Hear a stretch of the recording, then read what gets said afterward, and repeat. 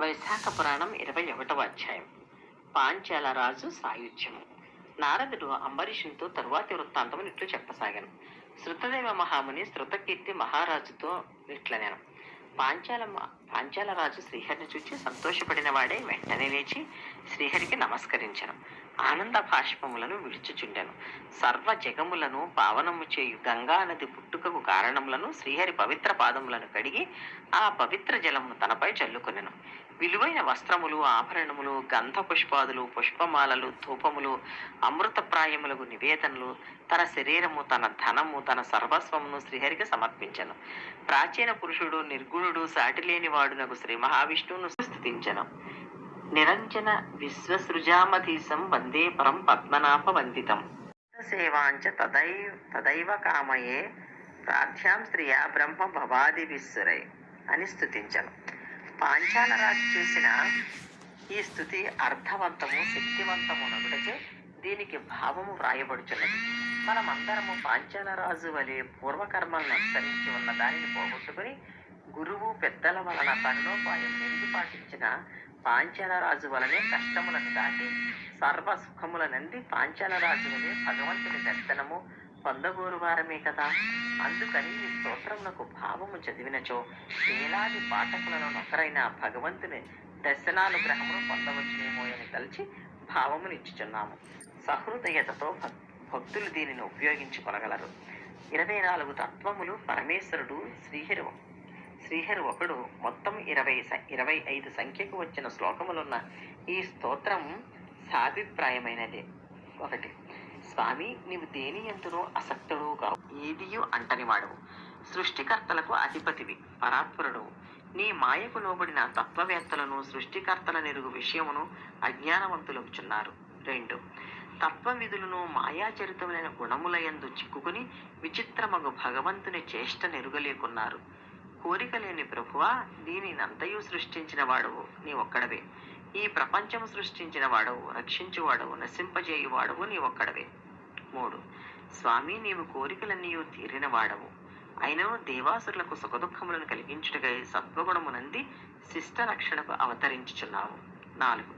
తమో గుణమున దుష్టులను శిక్షింతువు, రజోగుణమున రాక్షసుల్ని గ్రహించుచున్నావు. దైవవశమున నీ పాదమును నమస్కరించి వారి పాపములను పోగొట్టును. హృదయమున భావన చేసినచో శుభయోగములకు పరిపాకమును కలిగించి తీర్థమగుచున్నది. 5. స్వామి, గర్భము, భక్తి వీనికి లోబడిన జీవులు నీ పదములను సేవించినను సంసారము, పుట్టుక అను కాలసర్పము బంధనమునకు లోబడి పునర్జన్మాది దుఃఖములచే పీడింపబడుచున్నారు. 6. నేను ఇట్టి వాడైన ఇంటింటికి తిరిగి ఎలుకలను తినుచు బలిసిన పిల్లి వలె నీ పాదభక్తిని మరచి ప్రతి జన్మయందును పునర్జన్మాది దుఃఖములను పెంచుకొని ఉంటిని.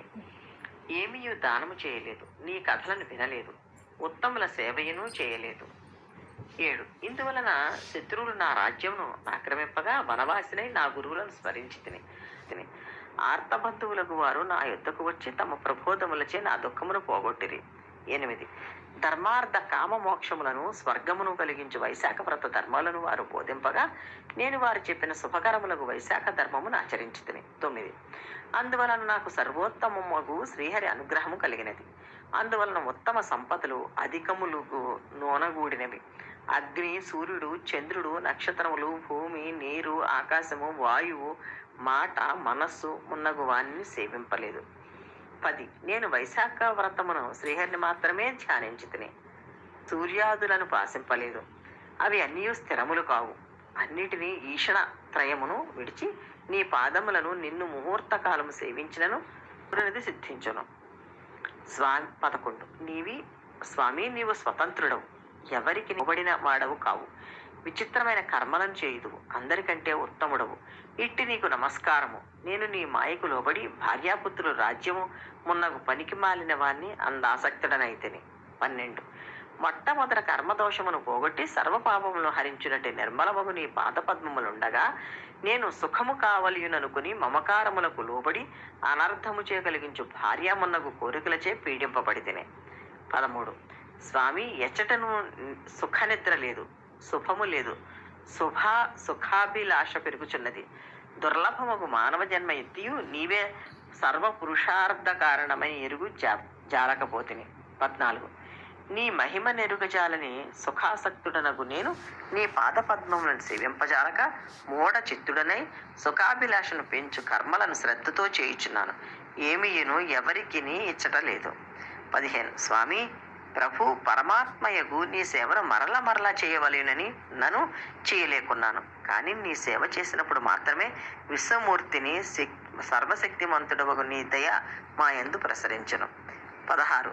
సత్పురుషుల సందర్శన భాగ్యము కలిగినచో సాగర భయంకరమైన సంసారము గోవు పాదమంత చిన్నదీయగును. అంతేకాదు దైవమగు నీ యందు భక్తిభావము కలుగును. 17. ప్రభు, ఈ రాజ్యమంతయు పోవుట మంచిదే అని అనుకొనుచున్నాను. బ్రహ్మాది దేవతలు నిరూహులకు మునులు పొందగలిగిన నీ అనుగ్రహమును పొందు అవకాశము కలిగినది. 18. స్వామి అచ్యుత, నీ పాదపద్మముని విడువక స్మరింతును. నీ పాదములు దీనులను ప్రార్థింపదగినవి, అనంత భాగ్యమునిచ్చినవి. కావున నీ పాదపద్మములను తప్పక మరొక దానిని స్మరింపను. 19. కావున రాజ్యము పుత్రులు మున్నగు వానిని ధనమును అశాశ్వతముకు దేహమును కోరెను. మునులంతటి వారును కోరదగిన నీ పాదముల సేవనే కోరుతును. 20. జగన్నాథ, ప్రసన్నుడవగుము. నీ పాద పద్మశృతి నన్ను విడవకుండా చూడుము. నీ పాదముల యందు ఆసక్తియు భార్యాపుత్రాదుల యందు అనాసక్తియు కలుగు చేయుము. 21. ప్రభు, నా మనస్సు శ్రీకృష్ణ పాదార విందముల యందుండుగాక. నా మాటలు శ్రీకృష్ణ కథానమును ప్రవర్తించుగాక. నా ఈ నేత్రములు నిన్ను నీ రూపమును చూచుగాక. నా ఈ చెవులు నీ కథలను మాత్రమే వినుగాక. నా నాలుక నీ ప్రసాదమునే తినుగాక. 22. నా ముక్కు నీ పాదపద్మ గంధమునే వాసన చూచుగాక. స్వామి, నా హస్తములు నీ మందిరమును ఊడ్చుట మొదలగు పనులు చేయుగాక. నా పాదములు నీ క్షేత్రములున్న చోటకు, నీ కథలు చెప్పు చోటకు మాత్రమే వెళ్ళుగాక. నా శిరమున నీకై నమస్కారము నిమగ్నమగుగాక. 23. నీ కథలను వినుటయందే నాకు కామము కోరికలు కలుగుగాక. నా బుద్ధి నీ చింతనము నందాసక్తమగుగాక. 24. నీ కథలను తలుచుకునుటతో దినములు నాకు గడుచుగాక. నీ ఇంటికి వచ్చిన సజ్జనులచే నీ స్మరణను వినుటచే గడుచుగాక. నీ ప్రసంగం లేని క్షణమైనను గడవకుండుగాక. 25. ప్రభు, బ్రహ్మ పదవి అక్కరలేదు, చక్రవర్తిత్వము కలదు, మోక్షమును కోరును. నీ పాదసేవను మాత్రము కోరుదును. నీ పాదసేవను లక్ష్మీదేవి బ్రహ్మ మున్నగు వారు కోరుదురు. కానీ వారికి నీ పాదసేవ సులభము కాదు. వారికి దుర్లభమైన నీ పాదసేవను మాత్రము కోరుదును. అనుగ్రహింపు. ఇట్లు పాంచాల రాజు చేస్తూ తింపబడిన శ్రీమన్నారాయణుడు వచ్చిన పద్మముల వలెనున్న కన్నులతో ప్రసన్నుడై వానిని చూచుచు మేఘ గంభీర స్వరముతో ఇట్లనెను. నాయనా, నీవు నా భక్తుడవని, కోరికలు కల్మషము లేనివాడవని నేను ఎరుగుదును. అందుచే దేవతలకు పొందరాని వరములను నీకిత్తును. 10,000 సంవత్సరముల దీర్ఘాయువునందుము, సర్వ సంపదలను పొందుము. నీకు నా యందు నిశ్చలమైన భక్తి ఉండును. తుదకు ముక్తి నందుదువు. నీవు చేసిన ఈ స్తుతితో నన్ను స్తోత్రము చేసిన వారికి సంతుష్టుడనే ముక్తిని ఇత్తును. సందేహము లేదు. నేను నీకు ప్రసన్నుడనై ప్రత్యక్షమైన దినము అక్షయ తృతీయ తిథి సార్థక నామమై నన్ను స్తుతించిన నా భక్తులకు పూర్వకముగా కొన్నను బలవంతము వలనను మొగమాటము వలనను ఏదో ఒక కారణమున వైశాఖ స్నానాధికమును చేసిన వారికి ముక్తిని ఇత్తును. ఈ అక్షయ తృతీయనందు పితృదేవతలకు శ్రాద్ధమును నిర్వహించినచో వారికి వంశవృద్ధి అనంత పుణ్యమునిత్తును. ఈ అక్షయ తృతీయ తిథి మిక్కిలి ఉత్తమమైనది. దీనికి సాటి అయిన తిథి లేదు. ఈనాడు చేసిన సత్కార్యము, పూజ, దానము అల్పములైనను అక్షయ ఫలములు ఇచ్చును. కుటుంబము కల బ్రాహ్మణునకు గోదానము ఇచ్చినచో వానికి సర్వసంపదలను వర్షించి ముక్తినిత్తును.